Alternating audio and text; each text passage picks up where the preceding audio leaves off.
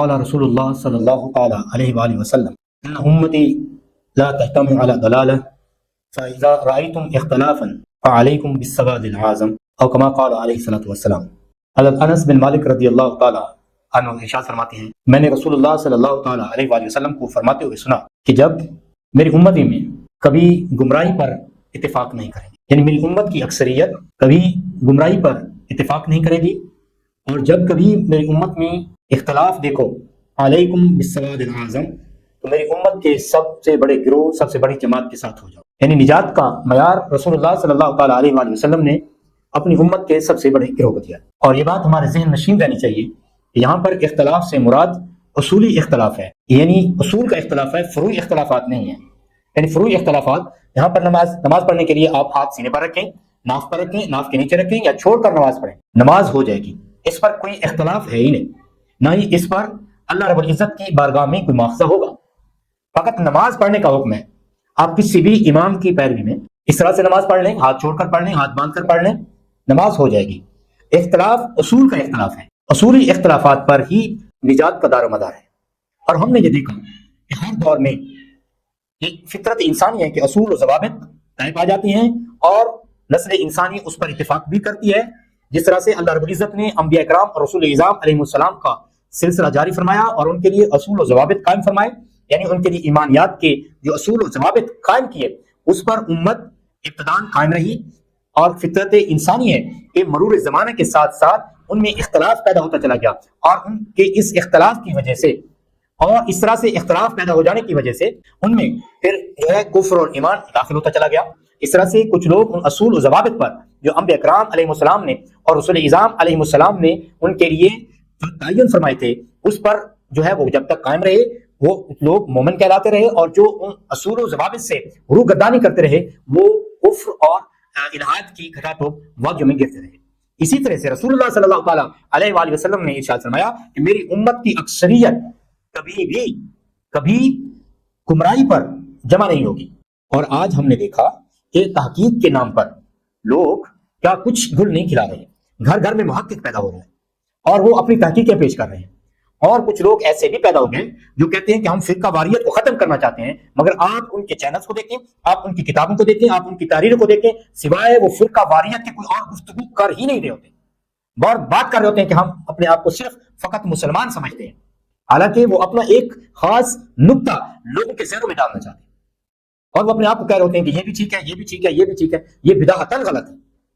جو شخص یہ جرأت نہیں کر سکتا کہ میں اس مسلک، اس مذہب کے ساتھ تعلق رکھتا ہوں، آپ اندازہ کر سکتے ہیں کہ اس کی تحقیق کیا ہوگی۔ آپ خود دیکھیں کہ ایک وقت میں ایک شخص کیسے سنی بھی ہو سکتا ہے، دیوبندی بھی ہو سکتا ہے، وہ اہل حدیث بھی ہو سکتا ہے، وہ وہابی بھی ہو سکتا ہے اور شیعہ بھی ہو سکتا ہے۔ یہ کس طرح سے ہو سکتا ہے؟ اور اس کے اندر یہ جرأت بھی نہ ہو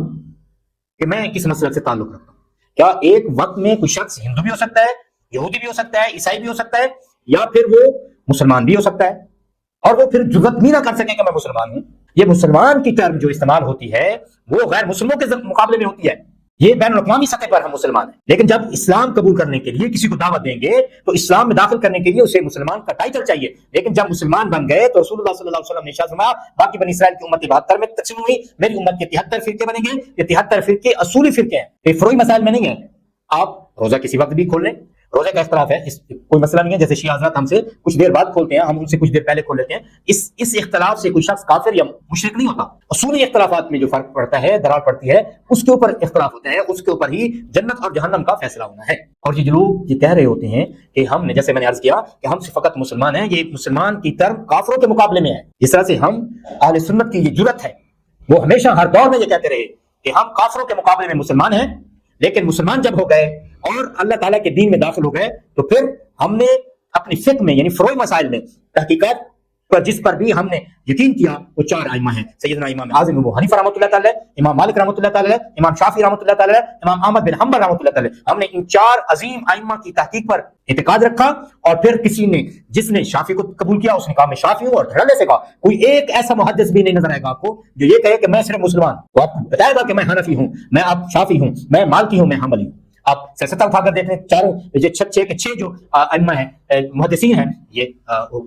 بتائیں گے آپ کو کہ میں حنفی ہوں، میں شافعی ہوں، میں مالکی ہوں، میں حنبلی ہوں، تمام کے تمام محدثین آپ کو بتائیں گے۔ کوئی ایک محدث بھی ایسا نظر نہیں آئے گا جو فقط یہ کہ میں فقط مسلمان. اور اسی طرح سے پھر تصوف کے سلسلے چلے, تصوف ولایت کے سلسلہ چلا جو حضور علیہ السلام کے زمانے مقدس سے چلا اور علی رضی اللہ تعالیٰ عنہ کے سرفیل ہیں. آپ اس میں بھی دیکھیں گے, اس میں بھی کئی سلسلے ہیں, قادری ہیں, چشتی ہیں, سہروردی ہیں, نقشبندی ہیں, اور اس کے علاوہ رفاعی ہیں اور دیگر سلسلے ہیں. وہ آپ کو دھڑلے کے ساتھ بتائیں گے کہ میں صابری ہوں, میں قادری ہوں, میں چشتی ہوں, میں سلسلہ نقش بند سے ہوں. یہ مکمل طور پر آپ کو پورے محدثین جرأت کے ساتھ آپ کو بتائیں گے, کیونکہ یہ سب اہل سنت سے ہٹ کر نہیں, یہ سب اہل سنت ہے, ان کی بنیاد جڑ ایک ہے اور اس سے یہ شاخیں پھیل رہی ہیں. لیکن جو باقی جو ناری فرقے ہیں ان کے اندر آپ دیکھیں گے ان کی بنیاد ہی غلط ہے, ان کے اصول ہی غلط ہیں, ان کے ساتھ اصولی اختلاف ہوا, پھر ان سے جو جڑیں بھی ان جڑوں سے جو بھی شاخیں نکلیں گی وہ یقیناً ضلالت اور گمراہی ہے.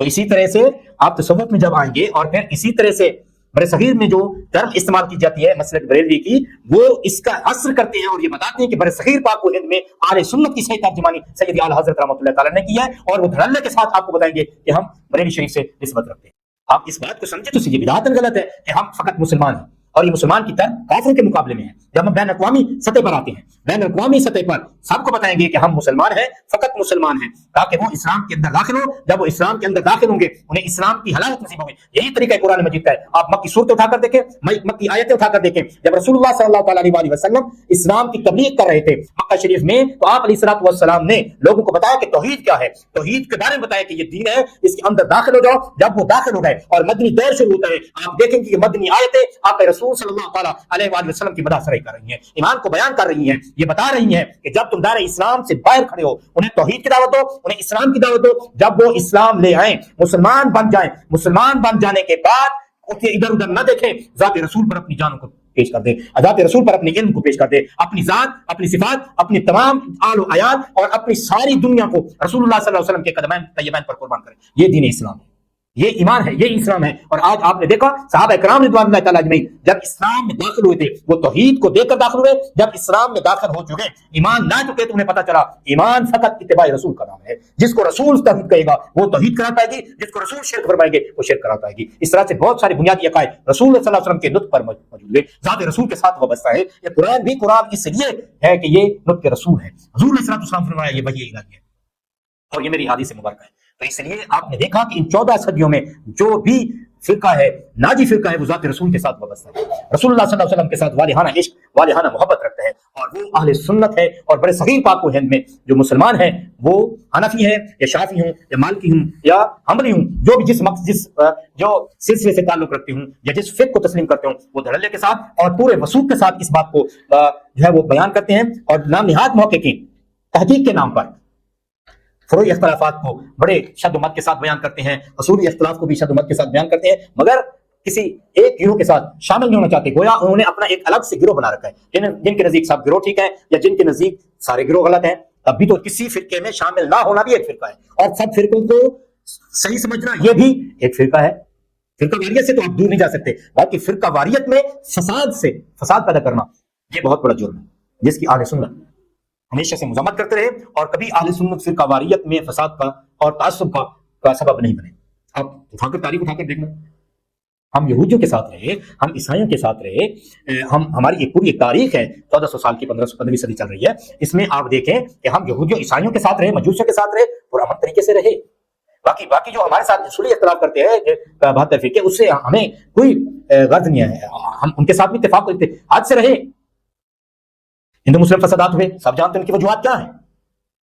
عیسائیوں اور مسلمانوں کے درمیان فسادات ہوئے ملک کے اندر یا شہر کے اندر یا گاؤں کے اندر, اس کے وجوہات و اسباب کیا ہیں وہ بھی سب کے سامنے ہیں. لیکن اپنے آپ کو صحیح معنوں میں اپنے مذہب کو, اپنے مسلک کو پیش کرنا یہ ہر شخص کا بنیادی حق ہے. اس کو چھپا کر پھر اندر سے کترتے چلے جانا یہ کسی صورت میں جائز نہیں ہے. یہ خواہش نفسانی کی جو ہے علامت ہے کہ اگر آپ کو کسی مسلک کی کوئی بات آپ کو اچھی لگی, آپ کے مطلب لگی, آپ نے کہا یہ ٹھیک ہے. اب کسی مسلک کی جو بات بری لگی اس کو آپ نے چھوڑ دیا. یہ تو آپ دین کی پیروی نہیں کر رہے, یہ تو آپ اپنی خواہش نفس کی پیروی میں مبتلا ہیں اور نام دے رہے ہیں اس کو تحقیق کا. مثال کے طور پر بہت سارے لوگ ایسے ہیں ساری زندگی وہ حنفی رہا, مگر غلطی سے غصے میں آ کر اپنی بیوی کو ایک ہی نشست میں 3 طلاقیں دے بیٹھا, چلا گیا غیر مقلدین کے پاس, دوسرے گروہ کے پاس. انہوں نے پھر اپنی تعویلیں کر کے ان کو بتایا کہ نہیں, یہ ایک نشست میں دی گئی 3 طلاقیں 1 طلاق ہوتی ہے. اس نے کہا کہ یہ مذہب حنفی ٹھیک نہیں ہے, میں اس میں چلا جاتا ہوں. آپ کیا سمجھیں گے کہ یہ تحقیق ہے؟ اس کے بارے میں علماء نے فرمایا جو شخص اپنے گندے پانی میں لذت کو تلاش کر رہا ہو اس کے دین ایمان کا کیا مطلب؟ وہ حنفی رہے یا نہ رہے سے حناف کو کیا فرق پڑتا ہے؟ اسی طرح سے آپ اسی طرح سے تحقیق کے نام پر آپ دیکھ لیں علماء عصر حاضر کے بارے میں شکوک و شبہات پیدا کیے گئے. اب کیا تھا؟ صحیح معنوں میں اسلام کے سامنے تو آ نہیں سکتے تھے، اسلام کا دامن تو بالکل صاف شفاف. پھر انہوں نے کیا کیا؟ علماء اسلام پر، علماء حق پر طعن و تشنیع شروع کر دی تحقیق کے نام پر. اب آپ نے دیکھا یہ سلسلہ تحقیق کے نام پر تابعین تک پہنچا، پھر تابعین پر جینا بھرا صحابہ تک پہنچ گیا، اور پھر صحابہ کی تفضیل، ان کی فضیلت ایک دوسرے پر دینے لگے اور تفرقہ بازی شروع ہو گئی، اور اس کو تحقیق کا نام دیا. اور پھر کیا ہوا؟ نوجوان نسل کا کیا بنا؟ اس کا ذمہ دار کون ہے؟ جس کے اندر آپ یہ جرت بھی پیدا نہ کر سکے کہ آپ حنفی ہو، آپ شافی ہو، آپ مالکی ہو، آپ چشتی ہو، صابری ہو، آپ قادری ہو، کوئی جرت بھی پیدا نہ کر سکے، جو تحقیق یہ جرت پیدا نہ کر سکے، اس تحقیق کا فائدہ کیا ہے؟ اور یہ تحقیق کرتے کرتے آپ اصحاب رسول تک جا پہنچے، اور ان کے درمیان کسی کو غاصب، کسی کو منافق، کسی کو کیا کچھ آپ نے نہیں کہا تحقیق کے نام پر، اور یہ فتویٰ جاری کر دیا کہ جو شخص تحقیق کے نام پر کسی بھی صحابی کو کافر کہہ دے، منافق کہہ دے، وہ شخص مسلمان رہتا ہے اور وہ اس کے مسلمان میں اور وہ فاسق نہیں ہوتا. اس طرح کی باتیں کر رہے ہیں تحقیق کے نام پر. اور پھر کیا ہوا؟ اس کا نتیجہ کیا نکلا؟ یہ چند صدیوں میں یہ چیزیں ہو رہی ہیں، اور اہل سنت اپنے ممبروں پر بیٹھ کر، اب سوشل میڈیا پر آ کر بیٹھ کر پورے دھڑلے کے ساتھ کہہ رہے ہیں کہ ہم کافروں کے مقابلے میں مسلمان ہیں، اور فقہ میں فروعی مسائل میں ہم حنفی ہیں یا شافعی ہیں یا مالکی ہیں یا حنبلی ہیں، اور تصوف کے میدان میں ہم یا صابری ہیں یا قادری ہیں یا چشتی ہیں، سہروردی ہیں، نقشبندی ہیں. دھڑلے کے ساتھ کہہ رہے ہیں، اور برصغیر میں ہم پورے وثوق سے کہتے ہیں کہ ہم مسلک بریلوی سے تعلق ہے. یہ ہم نے صبح اٹھ کر ایسے نہیں کہہ دیا، ہمارے پاس تحقیق ہے، ہمارے علماء کا سایہ ہمارے سروں پر سلامت ہے. یہ عام انسانوں کے لیے ہے کہ وہ اپنے ان علماء کے ساتھ سواد اعظم کے ساتھ منسلک رہے، اور سواد اعظم اہل سنت ہے. یہ بریلوی بھی ہوں، یہ شافی ہوں، مالکی ہوں، یا فقہ میں حنفی ہوں، شافی ہوں، یہ سب اہل سنت کے مسلک کے اہل سنت کی شاخیں ہیں، اور یہ ایک ہی جماعت ہے. یہ کوئی فرقہ نہیں ہے، یہ مختلف فرقے نہیں ہے، یہ ایک ہی جماعت ہے. اب اسی طرح سے جب یہ صحابہ تک بات پہنچی تحقیق کے نام پر ان لوگوں نے کی، یہ تو مرنے کے بعد ان کو پتا چلے گا کہ یہ زمین پر اپنی زندگی میں کیا گل کھلا کر آئے ہیں. اب صحابہ کی ذات پر متنازع بنایا، اور یہ نوجوان شخص، یہ نوجوان نسل تباہی کے اس دہانے پر پہنچی کہ اپنے محسنین صحابہ کرام اہل بیت اطہار کو متنازع فی شخصیات بنا دیا. تو پھر ان کو انتشار میں اور ان کے ذہنوں میں یہ غلط تحقیقیں اپنی گسیڑی، اور پھر وہ گمراہ ہوئے. ان کا وبال بھی ان کے سروں پر ہے. اور پھر کیا ہوا؟ پھر اس طرح سے جو دین ہمیں صحابہ اور اہل بیت سے نصیب ہوا تھا، ان کی بنیاد تو وہی تھے جنہوں نے ہمیں قرآن دیا، جنہوں نے ہمیں آقا علیہ السلام کی احادیث مبارکہ پہنچائی. اب ان کی ذوات مقدسات اور ان کے مشجرات کو سوشل میڈیا پر آ کر بیان کیا گیا، اور پھر یہ تحقیق کے نام پر کیا گیا، اور مسلم امت کو اور نوجوان نسل کو تباہی کے اس دہانے پر لا کر کھڑا کر دیا کہ وہ اپنے محسنین کے بارے میں مقاصد اور خرافات بکنے لگ گئے. اور پھر یہاں تک بات نہ رکی، کیونکہ یہ صحابہ دین اسلام پر اپنی جانیں، اپنے مال اور اولاد کو قربان کرنے والے تھے. ان کے توسط سے ہی تو یہ ہمیں دین نصیب ہوا. جب ان کے ذہنوں میں ان کی شخصیات نہ رہی، ان کے تقدس قائم نہ رہا، تو پھر انہوں نے احادیث مبارکہ کا انکار کر دیا.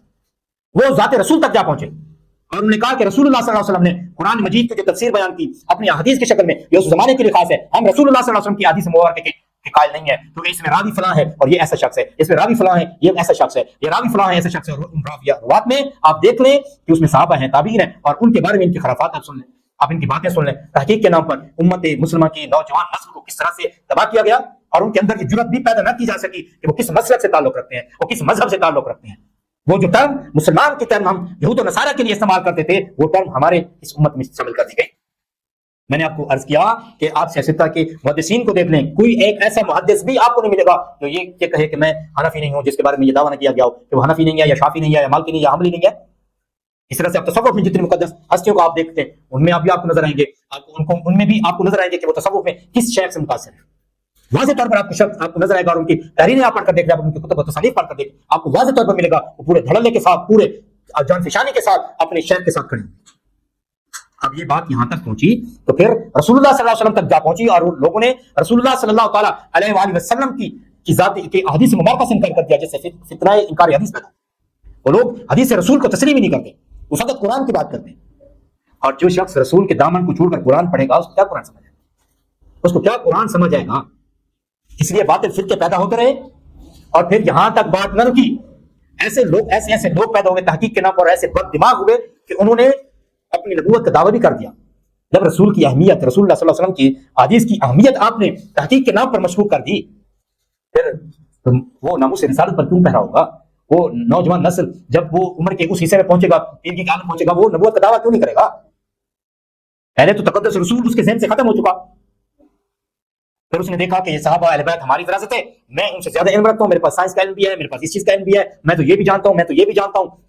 اور پھر اس نے نبوت کا دعویٰ کر دیا، رسالت کا دعویٰ کر دیا، اور یہ ہوتا رہے گا اگر اس طرح سے یہ سلسلہ جاری رہا اور ہم اپنے لوگوں میں، اپنے نوجوان نسل میں یہ جرات پیدا نہ کر سکے کہ وہ اپنے مسئلہ کو بیان کر سکیں، یہ بدیہاتاً غلط ہے۔ ایک شخص میں ایک وقت میں ایک شخص کیسے سنی بھی ہو، دیوبندی بھی ہو، وہابی بھی ہو، شیعہ بھی ہو، کیسے ممکن ہے، اور اس کے اندر یہ جرات بھی نہ ہو کہ وہ اپنے آپ کو بیان کر سکے؟ یہ باتیں درد دل کے ساتھ میں آپ کی خدمت میں عرض کر رہا ہوں، اور اب آپ یہ دیکھیں، آپ کہیں گے کہ ہم کس کس کو دیکھیں، یہ بھی ایک حوصلہ ہی ہے، اس کے اندر اس سوال کے پیچھے بھی کوئی حقیقت نہیں ہے۔ کیا آپ کے والد گرامی یا والدہ صاحبہ یا آپ کا کوئی عزیز بیمار ہو اور اس کی آنکھ کا مسئلہ ہو، آپ اس کو کارڈیولوجسٹ کے پاس لے کے جاتے ہیں یا ریالوجسٹ کے پاس لے کے جاتے ہیں؟ دل کا مسئلہ ہو کیا ہم اس کو آئی اسپیشلسٹ کے پاس لے کے جائیں گے؟ یہ تو ہمیں پتہ چل جاتا ہے، اور ہم جو ہے اتنا بھی سرچ کر لیتے ہیں کہ پوری، اگر ہمارے پاس وسائل ہو ہم یہ بھی سرچ کر لیتے ہیں کہ دنیا میں سب سے بہترین آئی اسپیشلسٹ کہاں پر ہے، سب سے بہترین کارڈیولوجسٹ کہاں پر ہے، تو ہم اس ملک پر جانے کے لیے بھی تیار ہو جاتے ہیں۔ یہ پتہ چل گیا ہمیں، تو ہمیں پتہ نہ چل سکا کہ مسئلہ کے حق اہل سنت کیا ہے، مسئلہ کے حق کون سا ہے، یہ ہم تحقیق نہ کر سکے۔ ہم نے دوسرے میدانوں میں پی ایچ ڈی کر کے ان کو بھی پڑھایا، جن کا بھی سبجیکٹ تھا ان کو بھی پڑھایا، لیکن ہم دین کے معاملے میں نماز جنازہ بھی نہ سیکھ سکے، تو ہم سے ضرورت کیسے پیدا ہوگی؟ ضرورت پیدا ہو ہی نہیں سکتی کسی شخص میں جب تک وہ دین اسلام کو پڑھے گا نہیں۔ اس لیے عرض کرنے کا مقصد یہ ہے کہ رسول اللہ صلی اللہ تعالیٰ علیہ وآلہ وسلم نے ہمیں یہ بتا دیا کہ سواد اعظم کے ساتھ رہنا ہے، یہ جیسے گناہگار کے لیے، نہ کہ مطالعہ رکھنے والے شخص کے لیے۔ رسول اللہ صلی اللہ علیہ وسلم کی حدیث مقدسہ ایک روشن ستارے کی طرح ہے، اور یہ 21-22 جون کے سورج سے بھی زیادہ واضح ہے کہ اگر تمہیں علم نہیں ہے، کم از کم اتنا علم تو حاصل کر لینا کہ سب سے بڑا گروہ میری جماعت، میری امت میں کون سا ہے، اس کے ساتھ شامل ہو جانا، تم جنت میں داخل ہو جاؤ۔ یہ رسول اللہ صلی اللہ علیہ وسلم کی واضح حدیث مقدس ہے، جو میرے لیے، آپ جیسے اور ان دوسرے شعبہ